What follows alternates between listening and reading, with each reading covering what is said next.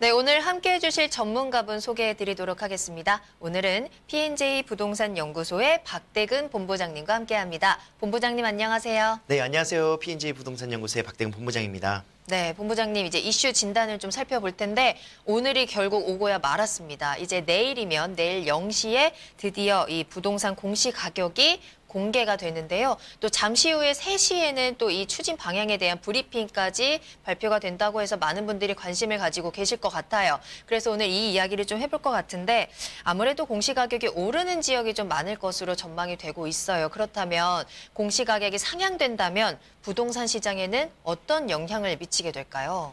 네, 맞습니다. 오늘 이제 3시에 정부의 정책이 이제 발표가 되겠습니다. 단독주택에 대한 표준지의 그런 공시 가격이라고 볼 수가 있겠는데요. 사실상 이제 부동산에서도 이 이슈에 대한 많은 부분들에 대해서 굉장히 많이 신경을 쓰고 촉각을 또 올리고 있습니다. 먼저 준비되어 있는 영상부터 함께 만나보도록 하겠습니다.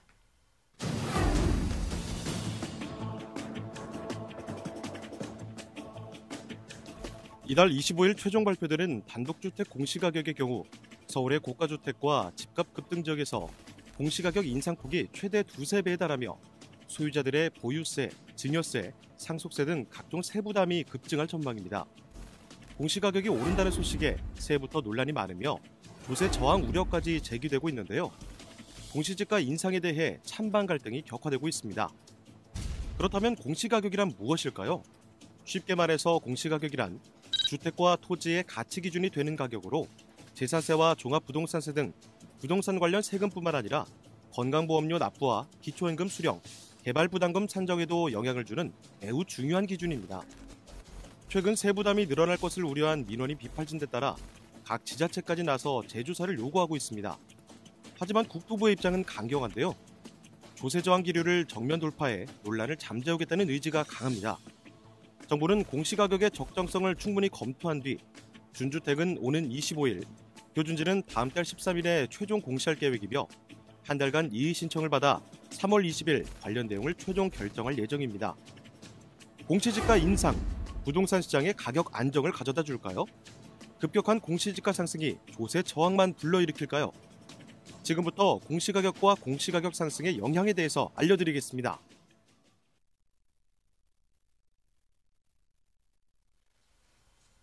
네, 맞습니다. 이제 공시가격이 오늘로 이제 3시에 브리핑이 나오고요. 그리고 내일 지방자치단체를 통해서 정각에 이제 공시가 될 것 같습니다. 자, 일단 공시가격이 어떤 부분인지를 좀 살펴보도록 하겠습니다. 매년 이제 정부에서 토지나 주택들에 대해서 이제 세금 부과를 위해서 이제 평가하는 공인하는 가격이라고 좀 보시면 좋을 것 같고요. 주택과 그리고 땅의 가격들로 구성이 되어 있다 보실 수가 있겠습니다.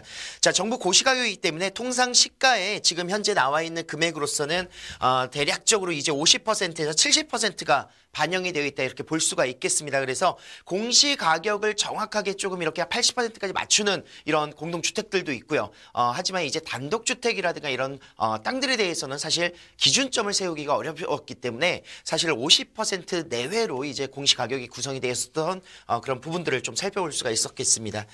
자, 그 부분에 대해서 이제 공시가격을 좀 현실화하겠다. 실질적으로 이제 거래되고 있는 금액과의 좀 그런 표준치를 좀 맞춰보겠다라는 게 이제 정부의 방향이기 때문에 내일 정시에 이제 표준 단독주택의 공시가격이 정확하게 발표가 되도록 하겠고요. 자, 지금 현재 예상으로서는 이제 마용성을 필두로 해서 강남 쪽 라인에서 공시가격의 인상률이 굉장히 높게 나타나고 있습니다. 그동안에 인기 있는 지역들, 특히나 또 이제 단독주택들이 많이 몰려 있었던 밀집되어 있었던 지역들에 대한 상승폭이 굉장히 높았다. 이렇게 정리를 해볼 수가 있겠는데요. 자, 표준주택 공시가격이 이제 25일 발표가 되고요. 대략적인 일정들을 한번 스케줄을 한번 살펴보도록 하겠는데 25일에 이후에 이제 그 공시 가격의 공시가 이루어지고 나서 2월 달에는 표준지 땅입니다. 이제 공시 가격이 토지에 대해서 구성이 되도록 하겠습니다. 거기에 따라서 이제 이의 신청을 하고요. 4월 30일에는 일반 주택 가격 공동주택의 아파트라든가 개별 단독주택에 대한 일반 주택들의 공시 가격이 이제 결정이 되도록 하겠고요. 여기에 또 이제 이어서 이제 7월부터는 주택분에 대한 가산세가 직접적으로 납부가 되기 때문에 실질적으로 이제 체감하고 있는 그런 그 주택에 대한 세금적인 부분들, 조세 정책에 대한 이런 부분들은 7월부터 아마 느껴지시지 않을까 예상을 해볼 수가 있겠습니다.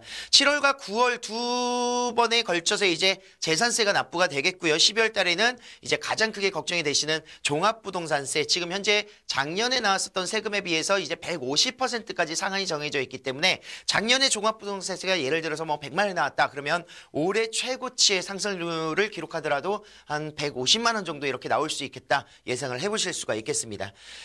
자, 공시가격의 상승으로 인해서 어떤 영향들이 있을지 한번 살펴보도록 하겠는데요. 실질적으로 지금 현재 가장 많이 걱정을 하고 있는 부분들이 재산에 대한 이런 보유세가 늘어날 것이다 생각을 굉장히 많이 하고 있습니다. 실질적으로 이제 재산세라든가 지방세에 대한 그런 부분들 굉장히 걱정들을 많이 하고 계시고요. 그리고 건강보험료에 이제 납부의 그런 의무 조항 중에서도 이제 피부양자의 그런 자격 배탈이 좀 나오는 부분들이 있을 것 같고요. 그리고 기초연금 수급 대상자들이 해지될 수 있는 부분들도 좀 있는 것 같습니다. 그래서 이런 직접적인 영향들이 바로 공시가격으로 인해서 영향을 받을 수가 있겠고요. 아울러서 이제 단독주택 공시가격이 서울 평균 상승률이 약 30% 인상이 될 것으로 보기 때문에 약 70% 정도까지는 공시가격이 좀 올라가지 않을까 예상을 좀 해볼 수가 있겠습니다. 실질적으로 이제 7월달, 9월달 재산세 납부를 할 때 최대 보유세 50%의 상승분을 좀 기록할 것으로 예상을 할 수가 있겠고요. 자, 정부에서는 이제 그런 세수의 효과로 인해서 임차인에 대한 그런 조세 정가를 볼 수가 있다라고 이제 저희들은 이제 좀 예상을 할 수가 있겠는데, 정부에서 공시가격을 상승하는 이유 중에 하나가 가장 중요한 부분은 부동산 가격을 잡겠다. 세수의 효과보다는 부동산 가격을 좀 낮춤으로 인해서 이제 조금 비싼 고가 주택들을 좀 매도를 할 수 있는 이런 타이밍들을 좀 잡아보지 않겠느냐 이런 예상을 좀 하고 있습니다.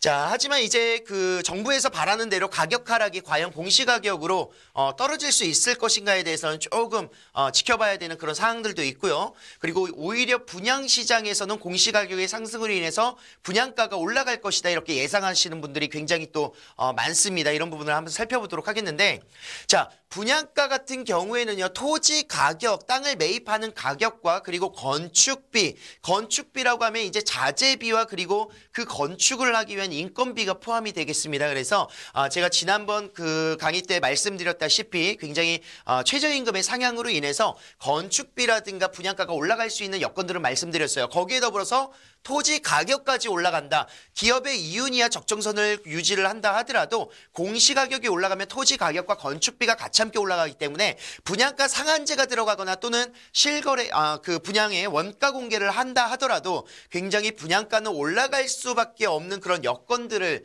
굉장히 가지고 있지 않나 이렇게 예상을 해볼 수가 있겠습니다. 물론 아파트라든가 이런 재정비 사업들에 대한 소규모 재건축 사업들은 또 별도로 생각하실 수도 있겠지만, 대략적인 부동산의 그런 시장의 흐름에 있어서 건물을 짓고 진행하는 데 있어서는 분양가가 올라갈 수 있는, 가격이 상승할 수 있는 이런 위험 요소도 굉장히 많이 갖고 있다 이렇게 정리를 좀 해볼 수가 있겠습니다.